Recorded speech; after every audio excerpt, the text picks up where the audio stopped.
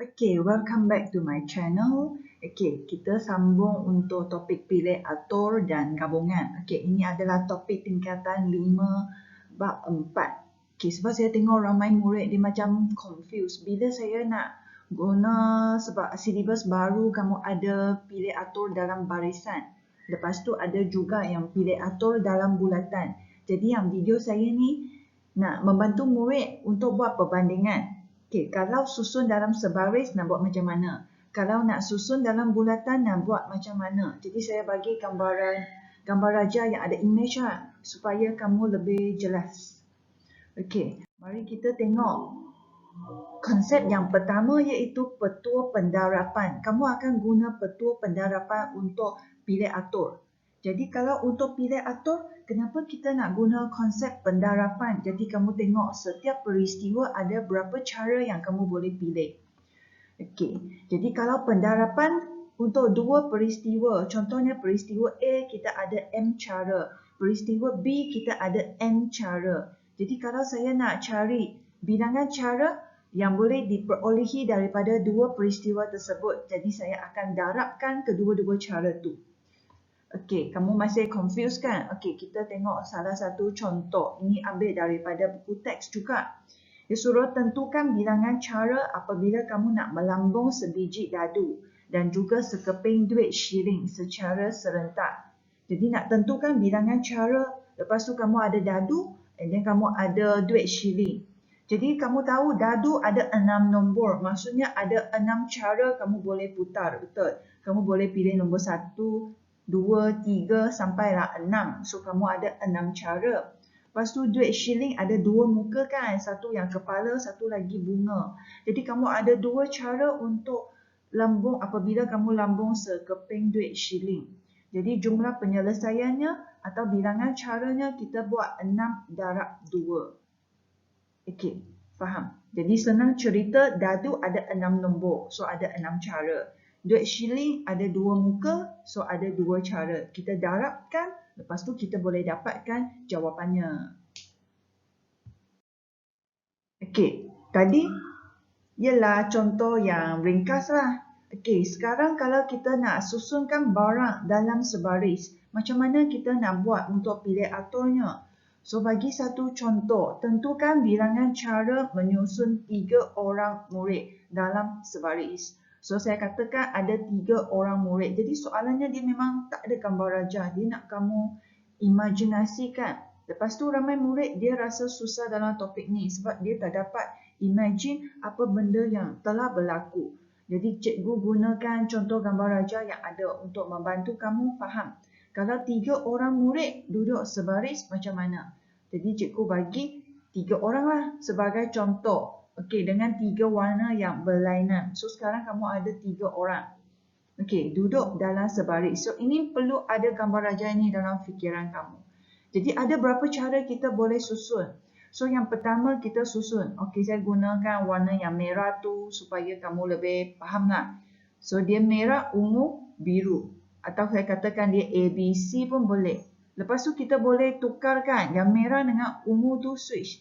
Tempat pertama, tempat kedua kita switch. Okey? Ataupun yang bawah tu, saya ubah lagi tempat duduknya. Jadi kalau asyik kita ubahkan tempat duduknya, kita akan dapat jumlah ada 6 cara susunan. Jadi kamu boleh tengok setiap susunan tu adalah berlainan. Asalkan saya tukarkan kedudukan untuk 2 orang, saya dapat susunan yang baru. Tukar lagi untuk 2 orang, dapat susunan yang baru. So jumlahnya kita ada 6 susunan yang berbeza. Okey, jadi cara penyelesaiannya secara ringkasnya ialah 3 faktorial.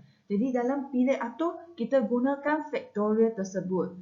Dan kamu perlu memahami bahawa 3 faktorial ialah 3 darab 2 darab 1. Setiap kali kita buat n tolak 1, n tolak 1. Okey, atau kamu terus tekan kalkulator, you dapat jawapan n sama dengan 6. Okey, sekiranya soalannya ubah, tadi ialah dia duduk sebaris. Sekarang kita boleh susunkan 3 orang murid duduk di sebuah meja bulatan. Jadi ini silibus baru yang ada dalam KSSM. dulu tak fokus sangatlah yang duduk dalam bulatan ni. Jadi cikgu bagi yang demonstrasi dalam gambar rajak supaya kamu lebih jelas. Okey, so contohnya ada meja bulatan. Kenapa saya masih kekalkan 3 orang? Supaya kamu tengok perbezaan cara pengiraannya. Macam mana yang berbeza. Tadi susun sebaris, saya ada 6 cara. Secara eksperimen, saya buat lagi. 3 orang lagi yang sama. Kalau duduk di sebuah meja bulat, apa yang akan berlaku? Okey, so saya wakilkan yang meja bulat tu sebagai yang bulatan hitam tu supaya kamu boleh nampak lah. Okey, sekarang saya boleh tukarkan tempat duduk untuk 3 orang tersebut. Okey, contohnya cikgu wakilkan yang warna ungu tu sebagai A. Yang warna merah tu sebagai B. Warna biru tu sebagai C. Okey, sekarang saya boleh putarkan sebab dia dalam meja bulat. Jadi dia memang boleh berpusing. Okey, contohnya sekarang yang A tu sebagai reference point saya. Saya boleh tukarkan tempat duduk dia pergi B. B dia tukar pergi C. C naik atas. So saya dapat susunan yang macam ni. Nampak tak? Sekarang C dah duduk di atas. Okey, masih lagi orang yang sama mewakili simbol yang sama. Sekarang saya boleh putar lagi. Boleh putar lagi sekali. Naik. So, kita dapat susunan yang ketiga. Nampak? So, yang merah tu B, C, A. Okey, jadi sebenarnya A, B, C, A, B, lagi satu yang B, A, C. Kalau saya wakilkan yang atas ni ialah reference-nya lah. Saya start dari A, yang kedua saya start dari C, yang ketiga saya start dari B. Jadi sebenarnya 3 benda ini adalah sama. Sebab dia bulat. Kamu bayangkan dia memang boleh pusing. Tapi susunannya dia tetap sama. Jadi sebenarnya dalam 3 orang yang duduk dalam satu bulatan, kita dah tak boleh kira macam tadi punya cara. Tak boleh buat lagi 3 faktorial. Jadi apa yang kita perlu? Okey, jadi sebenarnya yang duduk dalam bulatan ini. Okey, masih yang purple color dekat atas kan, masih dia ikut A, B, C. So tadi kita dah kata dia 3 benda tu adalah sama. Jadi sekarang hanya ada 2 je cara yang berlainan. Iaitu yang A pergi B, pergi C. Okey, masih cikgu wakilkan dengan simbol A, B, C. Satu lagi cara dia ialah A, C, B.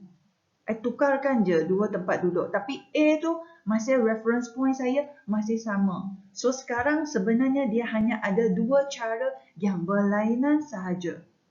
Okey, jadi cara nak mengira untuk yang susunan bulatan ini kita perlu buat n-1 factorial. Maksudnya ada 3 orang, kita perlu tolak 1. Kita buat 2 factorial. Jadi jawapan saya ialah 2 darab 1 untuk dapatkan jawapan 2. Okey, so kamu boleh tengok sebenarnya hanya dia ikut arah jam dan juga lawan arah jam sahaja dia punya situasi. Kalau saya ikut arah jam, saya dapat A, B, C. Okey, kalau lawan arah jam dari situasi tadi, betul tak? Saya lawan arah jam. Maksudnya dari A, pergi tengok yang C, C pergi tengok yang B, lepas tu putar balik. Saya akan dapat situasi yang kedua ni. Jadi sebenarnya dia punya hubungan ialah satu ikut arah jam, satu lagi dia lawan arah jam. Okey, jadi untuk 3 orang yang duduk di sebuah meja bulat, kita pergi buat n-1 factorial. So kalau kita pergi buat n-1 factorial, kita akan dapat jawapan kita. Okey, jadi ini senang cerita. Tapi ada sesuatu situasi. Walaupun dia masih dalam bulatan, tapi dia membawa nilai yang berbeza. Atau saya boleh kata dia ikut arah jam dengan lawan arah jam adalah sama. Okey, bila perkara ini jadi bila perkara ini akan berlaku. Okey, mari kita tengok satu contoh. Tentukan bilangan cara menyusun 3 biji manik untuk membentuk seutas rantai. Jadi sebenarnya situasi ini masih dalam bentuk bulatan, tapi dia ada sikit kelainan berbanding dengan tadi punya kes manik.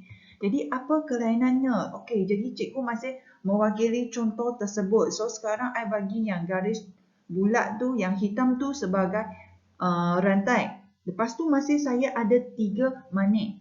Okey, contohnya ini masih ikut A, B dan C. Jadi magnet jenis yang kedua tadi kita kata ada 2 situasi kan? 2 situasi dalam yang meja bulat tu. Tapi sekarang macam mana? Sebenarnya A masih sama. C, B. Ini sebenarnya I ambil lagi gambar raja yang dari atas tadi tu. Yang 3 orang duduk di atas meja. Okey, duduk di sebuah meja bulat. Tapi sekarang hanya kita tukar situasinya kepada rantai. Kesnya sudah berlainan. Maksudnya ABC dan ACB sebenarnya adalah sama. Kenapa saya kata sama? Contohnya sekarang kamu ada tangan kiri. Sekarang magnet B dekat dengan ibu jari kamu. Betul. A ni duduk dekat tengah.